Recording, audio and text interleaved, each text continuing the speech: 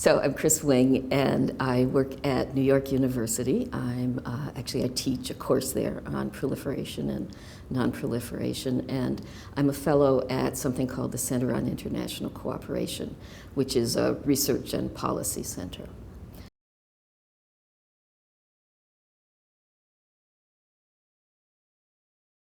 I'm sort of from the duck and cover generation, right? So I suppose the first time I heard was during the drills in school. I have no memory of finding it worrisome. It wasn't a scary thing. There were probably other scarier things in my life. I don't really know what it was like for the adults. The time I started and got sort of hooked on these issues, though, was in the early 1980s. I was working with the Quakers, the American Friends Service Committee. Quakers in the United States have a long history of engagement on peace and social justice and foreign policy issues. And they were quite active in disarmament work, and particularly anti-nuclear work. And through a variety of events, I became a coordinator of AFSC's disarmament program in the United States. I and another person were co-leaders of that program. It was the early years of the Reagan administration. And I remember actually distinctly when, so this was in the air, the issue was in the air. And I remember once thinking that, and this was before I was doing the work, I remember thinking about if there were a nuclear disaster.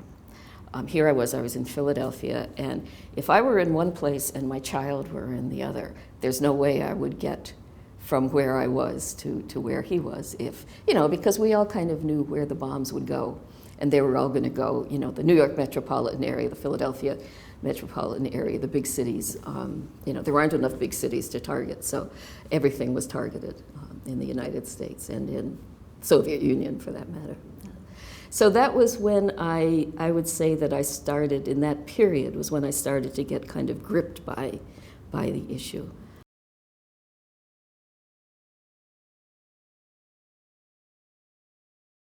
It's a paradoxical legacy.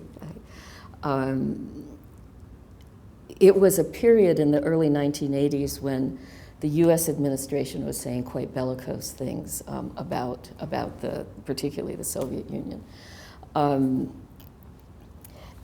what happened from the point of view, and of course, the end of the Cold War and the collapse of the Cold War, and it has been enormously important and welcome. But it was also fairly clear, I think, that what was mobilizing, in the U.S. at least, a lot of the broader social movement was fear, and genuine fear. It wasn't sort of an abstract theoretical thing. It was, if these weapons fly, we're all going to be in trouble. And I distinctly remember it about the Star Wars speech, and that was actually the beginning of taking sort of the oomph out of the anti-nuclear movement. And then after the Soviet Union had collapsed, and there had been the changes in Eastern Europe, doing organizing on these issues became much more difficult. It was different.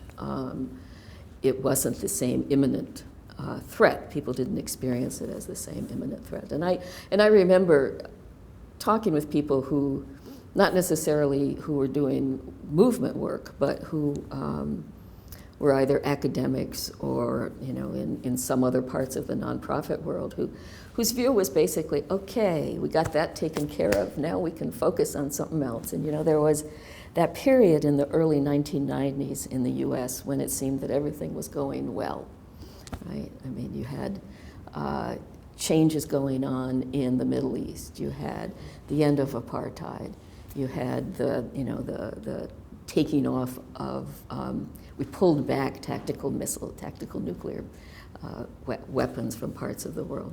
So it was the underlying motivation for social mobilization on these issues changed in important ways, which isn't at all to complain about the way that we really do have quite a lot fewer nuclear weapons than we did, a couple of decades ago. And the enormous change between the United States and now Russia has been a very good thing for people in many parts of the world, not just those who are directly affected.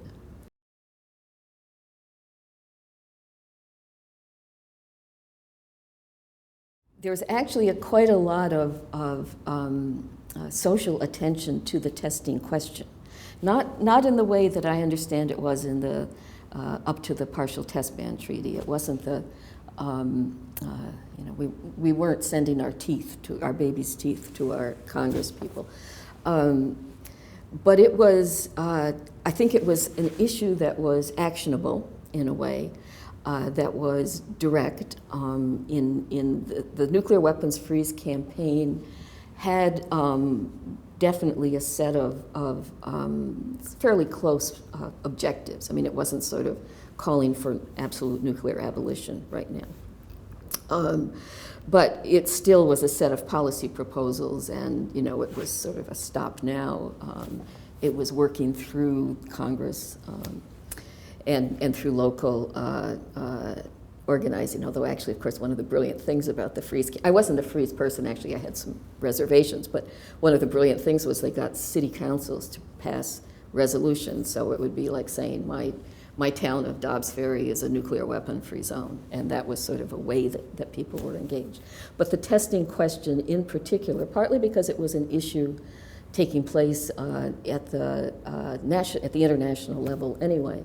But the testing issue was one that people found they could mobilize around. And there was the starts of moratoriums.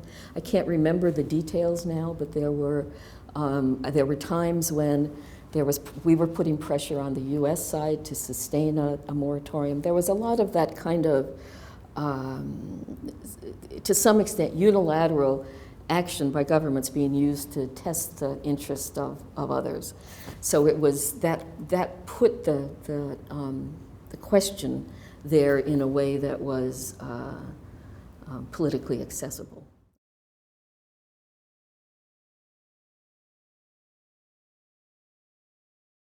As I understand it, that the efforts of CTBTO to make really solid education, I mean, well-designed education, available online and through, sort of very focused and sometimes I gather somewhat intense educational sessions, but to not have to be in Vienna to learn that. I think that's enormously, it's interesting. I think it's really important. And I also happen to know that even without looking at the specific curricula, I know some of the folks who have been working with you all in making this happen. And basically the people in NGOs who work on this issue understand it as well, if not better, than people in universities. And I don't mean just in terms of the policy level, I mean in terms of understanding the issues themselves and how they play out over time. So I think that there's a really important role for international institutions to play in that. And I mean, ideally international institutions, and I think in reality, they don't reflect the interests of one particular country. Right? And one of the things that an international institution taking on the question of education can do is it can address the questions and the issues that people need to understand and want to know how this is, what this particular issue taking place in my government right now is about. International organizations can approach that and be helpful, but in a way that's not tied to the national interest of any given country.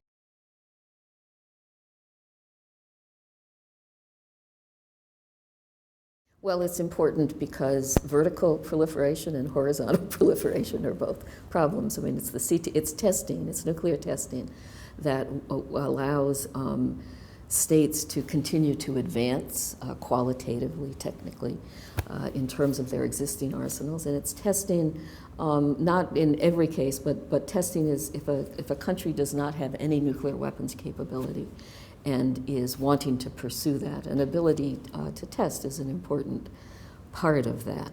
So it's interesting because it actually is a break on a block on proliferation in both of the directions that it needs to be. I mean, it's not just a question of non-proliferation is not just a question of states that don't have nuclear weapons getting them. It's also it's a question of what existing states with existing nuclear weapons programs do with those programs. And so I think that it's important for both of those reasons.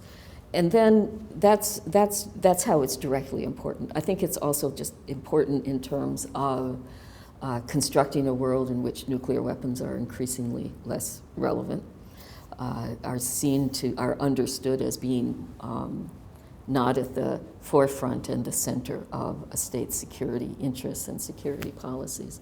I think also that it's an opportunity. I'm not sure that the opportunity is always realized, but it's an opportunity to engage across borders on strategies for addressing particular problems. And then I would say also, I've been sort of privileged to watch some of the work at CTBTO that has to do with getting the monitoring system up and running. And that in and of itself, I think, is a real contribution because at the sort of general and more abstract level of supporting cooperative work across borders, it's important. And it's also really important for enhancing the abilities of many states to deal with a set of questions, not just nuclear explosions and the possibility of nuclear explosions, but improving local science and technology, improving the ability to monitor for other dangerous events, tsunami warnings being, I know, the one that's often talked about the most. So I think that the effort to apply and make the verification system work is actually has benefits beyond just that. It's not narrow, but beyond that task.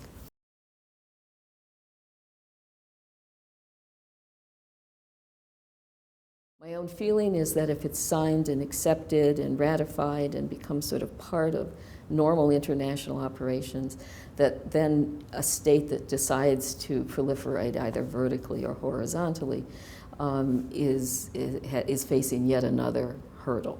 I also think that as long as the possibility of testing, as long as we haven't dealt with this issue, I mean, how many decades have we been working for a comprehensive test ban treaty? I mean, the partial was not the initial goal of civil society. It was to stop testing altogether.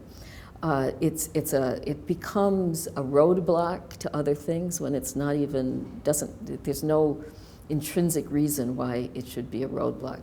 It consumes the resources and the negotiating energies of many governments. And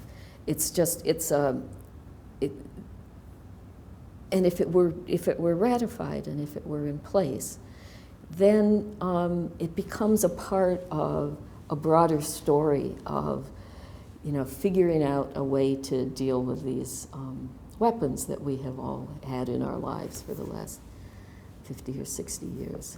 I believe that that the further down the road of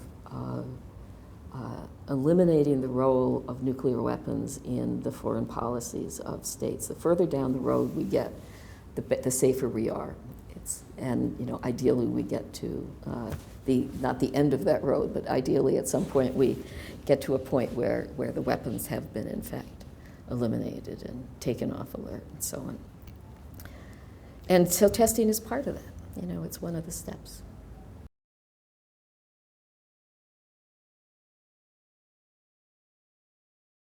Some countries make this claim that personally I don't think makes a great deal of sense, which is that they won't ratify until the United States ratifies. And perhaps it is the case that if the U.S. ratified, that then there would be something of a domino effect, and it's in Asia that would be expected. The scenario that's often talked about is that the U.S. ratifies. If the U.S. ratified, China would, India would, if India would, Pakistan would, and so on. I think that may be true. I mean, it may be that that's one of the things that's needed, but I don't see any persuasive argument about why any state should wait on another state, because we're not talking about a bilateral relationship. We're talking about ratifying and allowing to enter into force a treaty that's going to place the same rights and responsibilities on all countries. So I know that that's an argument that's made. It's not as persuasive to me as I think it is in the countries that are making that argument. If the CTBT were to be ratified, if all the countries ratified except one or two states, and if those one or two states were saying that they either didn't want to or weren't developing nuclear weapons, then that would put a different kind of pressure on them, because if you, if you're not treating nuclear weapons as central to your national security, or if you're saying that you're not developing nuclear weapons, that you have no intention to, then there really isn't a reason not to ratify the treaty. So if you were to, and countries that make that argument, there are countries that make that argument that are in the Asian region. So I think that there's that as well. We don't really know what's, we're in a period where the nature of the relationship between the large nuclear powers is unfolding and changing, and we really do not know what it's going to be like. We don't know what the U.S., China, Russian set of relationships are going to be like over time. U.S., China, Russia, Japan, Korea. From my point of view, anything that strengthens and codifies cooperative activity is a good thing. It would be a good thing in that region. And then in Asia more generally, I mean, you've got a couple of parts of Asia, East Asia and South Asia, where the Northeast Asia and South Asia, where there are some serious political differences between states, and to have those not nuclearized, or at a minimum to have constraints on the ability to improve weapon systems would be a good thing.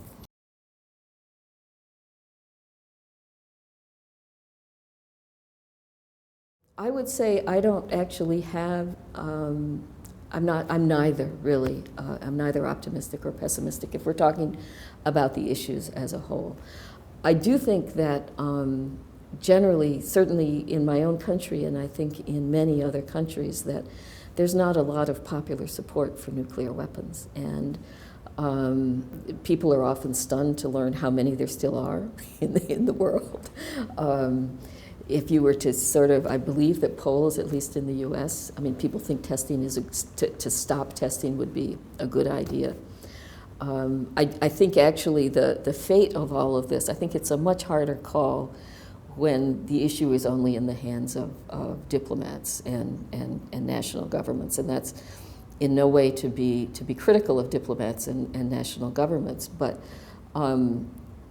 generally I think that when large numbers of people actually really care about something, at least in some of our countries, then things can change. And so, my optimism or pessimism depends partly, I think, on the level of engagement and the interest that's expressed by publics, and not only governments or their diplomatic representatives.